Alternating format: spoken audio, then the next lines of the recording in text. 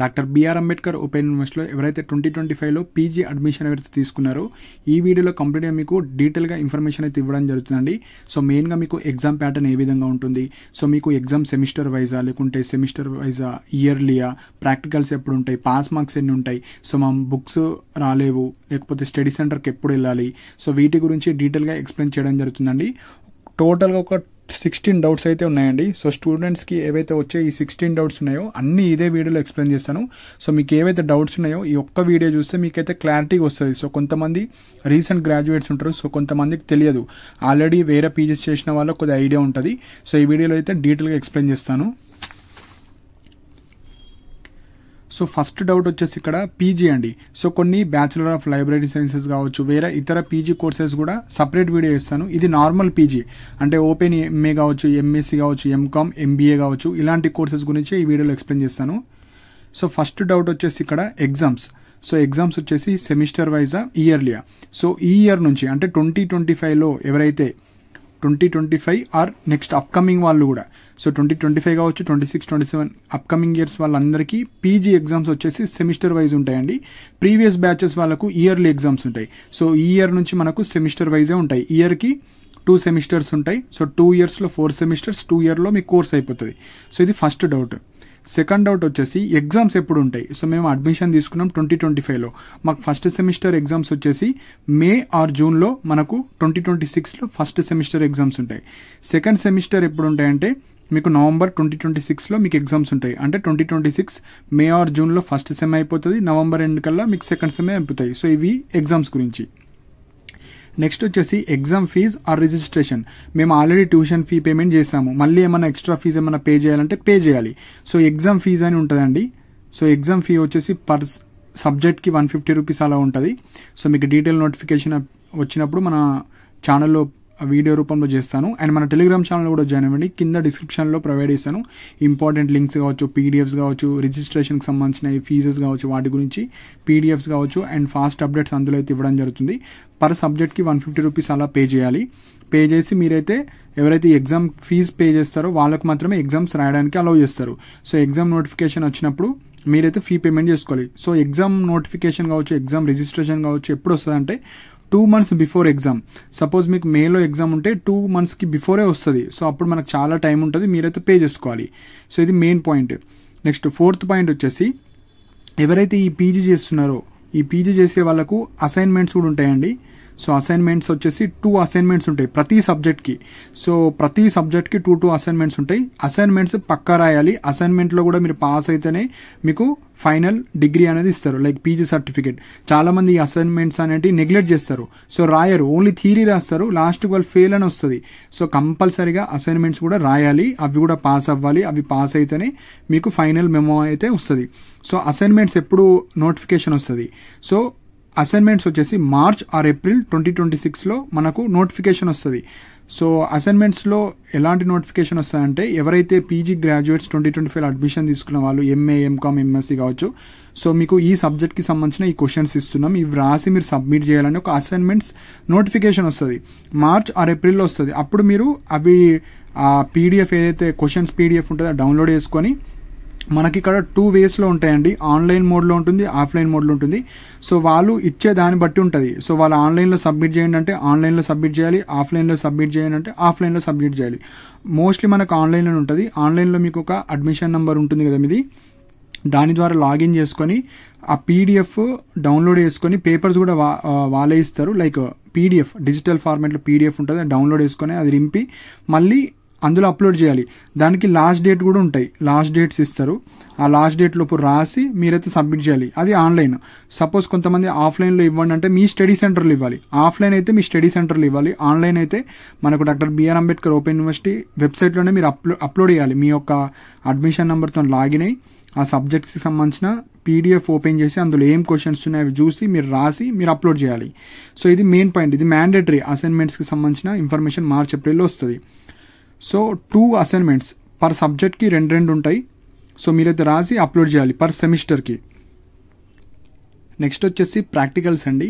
So మెయిన్గా science స్టూడెంట్స్కి మనకు ప్రాక్టికల్స్ ఉంటాయి. సో ప్రాక్టికల్స్ కూడా పాస్ అవ్వాలి. అవి పాస్ అయితే మీకు ఫైనల్ మెమో అయితే వస్తుంది.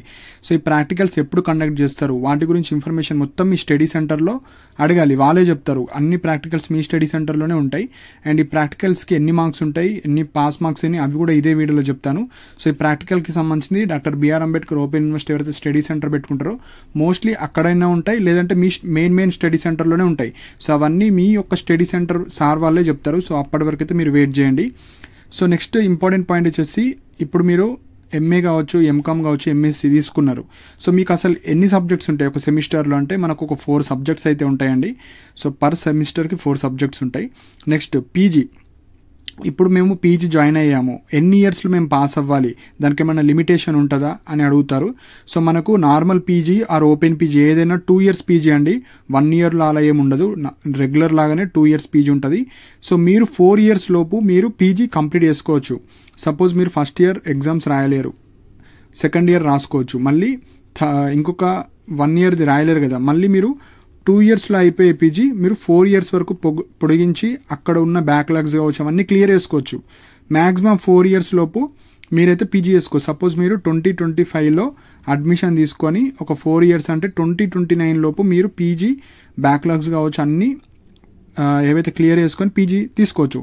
సపోజ్ 4 ఇయర్స్ దాటితే 2029 తర్వాత దాటితే మీరు మళ్ళీ రీఅడ్మిషన్ తీసుకోవాలి. రీఅడ్మిషన్ అంటే మీరు ఫస్ట్ ఇయర్ సెకండ్ ఇయర్ ఏదైతే ఫీ పేమెంట్ చేస్తారో ఆ ఫీ మళ్ళీ పే చేయాల్సిన అవసరం లేదు. రీఅడ్మిషన్ అంటే యూనివర్సిటీకి వెళ్ళాలి, డాక్టర్ బిఆర్ అంబేద్కర్ ఓపెన్ యూనివర్సిటీకి వెళ్ళి నేను మళ్ళీ పీజీ ఎగ్జామ్స్ రాద్దాం అనుకుంటున్నాను రీఅడ్మిషన్ తీసుకొని ఎగ్జామ్ ఫీజు మాత్రమే పే చేసుకోవాలి. మళ్ళీ ట్యూషన్ ఫీ అంటూ ఏముండదు. సో రీఅడ్మిషన్ అంటే చాలామంది మళ్ళీ ట్యూషన్ ఫీ మళ్ళీ కొత్తగా స్టార్ట్ చేయాలని అనుకుంటారు. అట్లేం లేదు. సపోజ్ మీరు 2 ఇయర్స్లో ఒక సబ్జెక్ట్ పోయింది, 4 ఇయర్స్ అయిపోయింది, ఒక బ్యాక్లాగ్ ఉంది, మళ్ళీ మీరు రీఅడ్మిషన్ తీసుకొని ఒక్క బ్యాక్లాగే రాయాలి, మళ్ళీ అన్ని రాయాలని అడుగుతారు కొంతమంది. రీఅడ్మిషన్ అంటే మీరు ఏవైతే బ్యాక్లాగ్స్ ఉన్నాయో అవి రాయాలా అంటే 4 ఇయర్స్ మించిపోతే మళ్ళీ రీఅడ్మిషన్ పేరు పెట్టుకొని యూనివర్సిటీకి వెళ్ళి ఆ బ్యాక్లాగ్స్ అని క్రియేట్ చేయాలి. మళ్ళీ ఏవైతే పాస్ అయినాయి ఉంటాయో అవి మళ్ళీ రాయాల్సిన అవసరం లేదు. సో ఇది మెయిన్ పాయింట్. రీఅడ్మిషన్కి అయితే మ్యాండేటరీగా యూనివర్సిటీకి అయితే వెళ్ళాలి. వితిన్ 4 ఇయర్స్ మీరు యూనివర్సిటీకి వెళ్ళాల్సిన అవసరం లేదు. బ్యాక్లాగ్ నోటిఫికేషన్ వచ్చినప్పుడు అది అప్లై చేసుకుని రాసుకోవాలి. సో 8th పాయింట్ వచ్చేసి బుక్స్ అండ్ క్లాసెస్ గురించి అండి. సో ఆల్రెడీ 2025లో అడ్మిషన్ తీసుకున్న వాళ్ళకి కొంతమందికి బుక్స్ వచ్చాయి. బుక్స్ రాని వాళ్ళు మీరైతే వెయిట్ చేయాలి, వస్తాయి. సో ఒక్కొక్క స్టడీ సెంటర్ కావచ్చు, ఒక సబ్జెక్ట్ బట్టి వాళ్ళైతే బుక్స్ పంపుతూ ఉంటారు, వాళ్ళ స్టాక్ బట్టి, వాళ్ళ డిపార్ట్మెంట్ బట్టి. సో ఇవన్నీ ఉంటాయి కాబట్టి వెయిట్ చేయాలి. సో క్లాసెస్, సో 2025లో అడ్మిషన్ తీసుకున్న వాళ్ళకు క్లాసెస్కి సంబంధించిన ఇన్ఫర్మేషన్ లైక్ ఎప్పుడు స్టార్ట్ అవుతాయో అవి కూడా ఇచ్చారండి. సో ఎంఏకి సంబంధించింది మీరు 14th డిసెంబర్ టు 1st ఫిబ్రవరి మనకు క్లాసెస్కి సంబంధించిన షెడ్యూల్ రిలీజ్ చేశారని మన టెలిగ్రామ్ ఛానల్ కూడా ప్రొవైడ్ చేశాను. ఎంఎస్కి సంబంధించింది 14th డిసెంబర్ టు 15th ఫిబ్రవరి మనకు ఉంటుంది. కాకపోతే ఇవి ఓన్లీ సండేస్ ఉంటాయండి. సో ఇంట్రెస్ట్ ఉన్న వాళ్ళు మీరు వెళ్ళొచ్చు. సో మెయిన్ స్టడీ సెంటర్లోనే ఈ క్లాసెస్ ఉంటాయి, అన్ని స్టడీ సెంటర్లు ఉండవు. మీ స్టడీ సెంటర్లో ఉన్నాయో లేవో తెలుసుకోవాలి. ఉంటే ఓకే, లేకపోతే మీరు వేరే స్టడీ సెంటర్స్ కూడా వెళ్ళొచ్చు. మనకు డాక్టర్ బిఆర్ అంబేద్కర్ ఓపెన్ యూనివర్సిటీలో అయితే ఉంటాయి. ఈ డేట్స్లో సండేస్ ఇంట్రెస్ట్ ఉన్న వాళ్ళు వెళ్ళొచ్చు. Next marks. సో ఇప్పుడు మేము సబ్జెక్ట్స్ 4 ఉంటాయి ఒక సెమిస్టర్లో. ప్రతి సబ్జెక్ట్కి ఎన్ని మార్క్స్ ఉంటాయో అడుగుతారు. సో సెమిస్టర్ వచ్చేసి 70 మార్క్స్ ఉంటుందండి పేపర్ ఒక్కొక్క సబ్జెక్ట్. సో పాస్ మార్క్స్ వచ్చేసి 40% అని గుర్తుపెట్టుకోండి. సో 28 మార్క్స్ రావాలి పాస్ అయినట్టు. 28 వస్తే పాస్ అయినట్టు, 28/70. And assignments 30. ఇక్కడ అసైన్మెంట్స్ వచ్చేసి అసైన్మెంట్ 1, అసైన్మెంట్ 2 ఉంటుంది. అసైన్మెంట్ 1కి 15 మార్క్స్, అసైన్మెంట్ 2కి 15 మార్క్స్. సో ఇక్కడ ఈ అసైన్మెంట్స్ 1 రాయాలి, 6 మార్క్స్ తెచ్చుకోవాలి, మినిమం 6. సో 6 + 6 12, 30కి 12 రావాలి. ఇక్కడ సెమిస్టర్ ఎగ్జామ్స్కి 70కి 28 రావాలి. సో ఓవరాల్గా 40 మార్క్స్ రావాలి. నేను ఓన్లీ సెమిస్టర్లో 40 తెచ్చుకుంటే అసైన్మెంట్స్ రాయను అంటే ఫెయిల్ అయినట్టే. అసైన్మెంట్లో మినిమం 28 రావాలి, సెమిస్టర్లో మినిమం 28 రావాలి, అసైన్మెంట్స్లో మినిమం 12 రావాలి. ఓవరాల్గా 40 రావాలి. ఇండివిజువల్గా ఈ మార్క్స్ వస్తే పాస్ అయినట్టు. సో ఇవి మెయిన్ పాయింట్స్. అండ్ ఎవరైతే ఈ ఓపెన్ పీజీ చేస్తున్నారో మినిమం 50% టార్గెట్ పెట్టుకోండి. కొన్ని వాటికి వాళ్ళు పర్సంటేజ్ అడుగుతారు, ఏమన్నా గవర్నమెంట్ జాబ్స్ కావచ్చు, ప్రైవేట్లో కావచ్చు, మినిమం 55% అని, మినిమం 50% అని ఇట్లా. సో మినిమం 50 పెట్టుకోండి టార్గెట్. మ్యాక్సిమం ఎంతన్నా పెట్టుకోవచ్చు, నో ప్రాబ్లం. మరీ 40-45 అయితే తెచ్చుకోకండి. కొద్దిగా మంచిగా రాస్తే మీరు 50 అయిపోతే ఈజీగా తెచ్చుకోవచ్చు. సో ఇది మెయిన్ పాయింట్. అండ్ అటెండెన్స్ అడుగుతారు. ఇప్పుడు మాకు క్లాసెస్ ఉన్నాయి కదా, మేము కంపల్సరీగా వెళ్ళాలంటే అట్లా ఏం అవసరం లేదండి. థియరీ క్లాసెస్కి మీ ఇష్టం, అది స్టూడెంట్స్ కోసం వాళ్ళు క్లాసెస్ పెడతారు. సో ఇంట్రెస్ట్ ఉన్న వాళ్ళు మీరైతే వెళ్ళే వాళ్ళు వెళ్ళొచ్చు. అటెండెన్స్ అంటూ ఏం మ్యాండేటరీ ఉండదు. కాకపోతే ప్రాక్టికల్స్ ఎవరైతే సైన్స్ స్టూడెంట్స్ ఉంటారో, ఎంఎస్సీ బాటనీ, జువాలజీ, కెమిస్ట్రీ కావచ్చు, సైకాలజీ కావచ్చు, ఇలాంటి కొన్ని సైన్స్ బ్యాక్గ్రౌండ్కి సంబంధించిన సబ్జెక్ట్స్కి ప్రాక్టికల్స్ ఉంటాయి. వాటికి సంబంధించిన క్లాసెస్కి సంబంధించిన మనకు లైక్ షెడ్యూల్ ఇస్తారు. ఆ షెడ్యూల్ ఇచ్చినప్పుడు మ్యాండేటరీగా మీరు వెళ్ళాలి. కనీసం 85% ఆఫ్ అటెండెన్స్ అయితే మ్యాండేటరీగా ఉండాలి. అప్పుడు మాత్రం మీకు ఆ ప్రాక్టికల్కి సంబంధించిన ఎగ్జామ్స్ రాయనిస్తారు. సపోజ్ మీరు వెళ్ళకపోతే మళ్ళీ జూనియర్స్తోని మీరు ఆ క్లాసెస్ అటెండ్ అవ్వాలి. అప్పుడు మాత్రం ఎగ్జామ్స్కి అలో చేస్తారు. సో ఖచ్చితంగా ఈ ఎవరైతే సైన్స్ స్టూడెంట్స్ ఉంటారో క్లాసెస్ పెట్టినప్పుడు మీ స్టడీ సెంటర్లో క్లాసెస్ ఉంటే మీరైతే వెళ్ళాలి. సపోజ్ మీ మెయిన్ స్టడీ సెంటర్లో క్లాసెస్ పెట్టినా అక్కడికి కూడా వెళ్ళాలి. సో రికార్డ్స్ ఉంటాయి, అవన్నీ మీ స్టడీ సెంటర్లోనే చెప్తారు. సో మీ స్టడీ సెంటర్తోని కొద్దిగా ఫాలో అవుతూ ఉండాలి. సో ఇవి main points. So first 10 doubts ఇవ్వండి. ఇంకా కొన్ని డౌట్స్ ఉన్నాయి, అవి ఎక్స్ప్లెయిన్ చేస్తాను.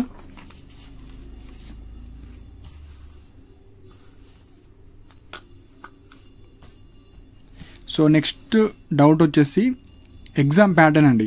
సో ఈ ఓపెన్ పీజీకి సంబంధించింది సైన్స్ స్టూడెంట్స్కి ఒకలాగా ఉంటుంది, నాన్ సైన్స్ స్టూడెంట్స్ వాళ్ళకు ఒకలాగా ఉంటుంది. సో ఫస్ట్ నాన్ సైన్స్ స్టూడెంట్స్కి చెప్తాను. ఎగ్జామ్ ప్యాటర్న్ వచ్చేసి సెమిస్టర్కి సంబంధించింది. సో మ్యాక్సిమం మార్క్స్ 70 మార్క్స్, అంటే ఒక పేపర్ 70 మార్క్స్కి ఉంటుంది. టైం వచ్చేసి 3 అవర్స్ ఉంటుంది.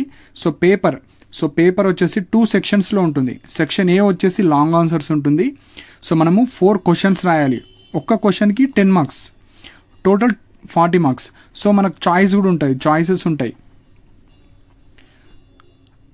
ఏవన్నా 4 రాయాలి, కానీ క్వశ్చన్స్ ఇచ్చేది 8 ఇస్తారు. 8లో నుంచి మీకు నచ్చిన 4 ఎవరన్నా రాసుకోవచ్చు. ఇది section A, total 40 marks. Section B వచ్చేసి షార్ట్ ఆన్సర్స్ 5 రాయాలి. Each question carries 6 marks, total 30. So మనకు 10 క్వశ్చన్స్ ఇస్తారు, 10లో 5 రాయాలి. ఇక్కడ 8 ఇస్తారు, 4 రాయాలి. ఇక్కడ 10 ఇస్తారు, 5 రాయాలి. టోటల్గా 70 మార్క్స్. నాన్ సైన్స్ స్టూడెంట్స్ అంటే ఎవరైతే ఎంఏ కావచ్చు, ఎంకామ్ కావచ్చు, అలాంటి వాళ్ళు. సో ఈ ఎంఏ, ఎంకామ్ కావచ్చు వాళ్ళకు పాస్ మార్క్స్ వచ్చేసి 40 మార్క్స్ ఆల్రెడీ చెప్పాను. సెమిస్టర్లు 28 రావాలి, అసైన్మెంట్స్ 12 రావాలి, ఓవరాల్గా 40 రావాలి. సో ఎవరికైతే డిస్టింక్షన్ కావాలి అనుకుంటే మీకు 70% మార్క్స్ వస్తే డిస్టింక్షన్ వస్తారండి. సో 70% ఆఫ్ ఎబవ్ అయితే తెచ్చుకోవడానికి ట్రై చేయండి. సో నెక్స్ట్ వచ్చేసి exam pattern for science students. So ఎవరైతే ఎంఎస్సీ చేస్తున్నారో వాళ్ళకి సంబంధించిన ఎగ్జామ్ ప్యాటర్న్ చెప్తాను. సో మార్క్స్ వచ్చేసి 70 మార్క్స్ ఉంటుంది. సేమ్ డ్యూరేషన్ కూడా 3 అవర్స్ ఉంటుంది. కాకపోతే ఇక్కడ సెక్షన్ ఏ, సెక్షన్ బి కొద్దిగా డిఫరెంట్ ఉంటుంది. సెక్షన్ ఏ వచ్చేసి షార్ట్ క్వశ్చన్స్, షార్ట్ ఆన్సర్స్ రాయాలి. సో మనకు 4 క్వశ్చన్స్ రాయాలి. Each question carries 5 marks, total 20 marks. So 8 ఇస్తారు, 8లో 4 రాయాలి. సో ఇక్కడ చాయిసెస్ ఉంటాయి.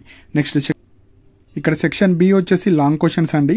సో 5 రాయాలి. Each question carries 10 marks. So 10 ఉంటాయి మొత్తం, 10లో మీరు 5 రాయాలి. సో ఇక్కడ 20 మార్క్స్, ఇక్కడ 50 మార్క్స్. సో ఓవరాల్గా 70 మార్క్స్.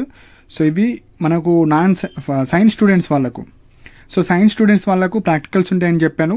సో ఈచ్ సబ్జెక్టు మనకు 50 మార్క్స్ ఉంటాయి. సో సపోజ్ 4 సబ్జెక్ట్స్ ఉంటాయి, 4 ప్రాక్టికల్స్ ఉంటాయి. ఈచ్ సబ్జెక్ట్కి 50 మార్క్స్ ఉంటాయి. సో ఈ ప్రాక్టికల్స్కి 40% అంటే 20 మార్క్స్ రావాలి. సో 50కి 20 వస్తే పాస్ అయినట్టు ప్రాక్టికల్స్లో. సో 3 అవర్స్ టైం అయితే ఉంటుంది. కొన్ని సైన్స్ సబ్జెక్ట్స్కి అయితే 6 అవర్స్ వరకు ఇస్తారు. సో అది మీ స్టడీ సెంటర్ బట్టి ఉంటుంది. సో ఈ విధంగా ఉంటుంది. ఎగ్జామ్స్ ఎప్పుడు ఉంటాయంటే ప్రాక్టికల్స్ మీరు ఫస్ట్ సెమిస్టర్, సెకండ్ సెమిస్టర్ అయిన తర్వాత ఉంటాయి. సెకండ్ ఇయర్లో మీకు 4th సెమిస్టర్ అయిన తర్వాత ఆ టైంలో మీకు షెడ్యూల్ రిలీజ్ చేస్తారు. మీకు ప్రాక్టికల్కి సంబంధించిన క్లాసెస్ ఎప్పుడైతే ఉంటాయో అప్పుడు మీరు మ్యాండేటరీగా వెళ్ళాలండి. వెళ్ళకపోతే మీకైతే ఫెయిల్ చేస్తారు. సో మళ్ళీ జూనియర్స్తోని వెళ్ళి క్లాసెస్ అటెండ్ అయ్యి మళ్ళీ మీరు రికార్డ్స్ కావచ్చు, ఎగ్జామ్స్ అన్ని రాసిన తర్వాతనే మీకైతే పాస్ చేస్తారు. సో ఇవి మనకు ప్రాక్టికల్స్ గురించి. సపోజ్ మీరు థియరీ ఎగ్జామ్స్ ఫెయిల్ అయితే ఎప్పుడు ఉంటాయి? సపోజ్ మీరు ఫస్ట్ సెమిస్టర్లో ఎగ్జామ్స్ రాశారు, కొన్ని ఫెయిల్ అయ్యారు, వెంటనే మీకు ఉండవు. ఎందుకంటే ఇవి డిగ్రీ లాగా ఉంటాయి. ఇప్పుడు ఎందుకు ఇవి సెమిస్టర్ సిస్టమ్ లా చేశారు కాబట్టి సపోజ్ మీరు ఫస్ట్ ఇయర్లో బ్యాక్లాగ్ ఉంటే మీరు 3rd సెమిస్టర్లో ఉన్నప్పుడు, అంటే సెకండ్ ఇయర్లో ఉన్నప్పుడు ఫస్ట్ సెమిస్టర్ ఈ రాసుకోవచ్చు.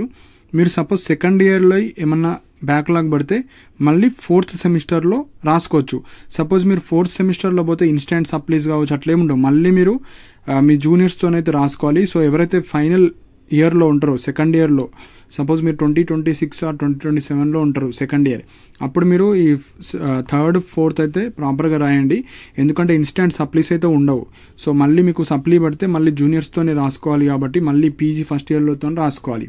సో ఇవి మీ రూల్స్ ఉంటాయి. మనకు ఫస్ట్ బ్యాక్లాగ్ ఉంటే థర్డ్ సెమిస్టర్ అప్పుడు రాసుకోవాలి, సెకండ్ బ్యాక్లాగ్ ఉంటే ఫోర్త్ అప్పుడు రాసుకోవాలి.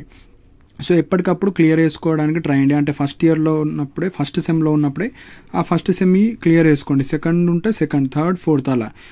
ఈ విధంగా మీరైతే ఫెయిల్ అయిన వాళ్ళు మళ్ళీ రాసుకోవచ్చు, మళ్ళీ ఎన్నిసార్లైనా రాసుకోవచ్చు, నో ప్రాబ్లం.